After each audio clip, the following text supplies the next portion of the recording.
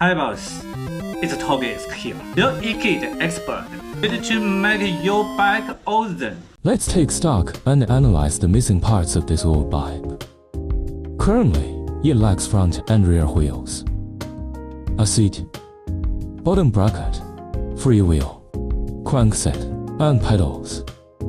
The frame has a gear system, but there's no corresponding shifter on the handlebars, so a shifter needs to be added. If we aim to convert it into a lithium-powered e-bike, we'll also need a throttle and battery, which can be mounted into possible positions on the frame. The bike's existing caliper brakes can still be used. The required components include a motor, a centrally mounted battery, a sensor integrated with the crankset, a display on the left, and a shifter on the right, enabling us to build a new lithium-powered e-bike. Right as the magic, boss.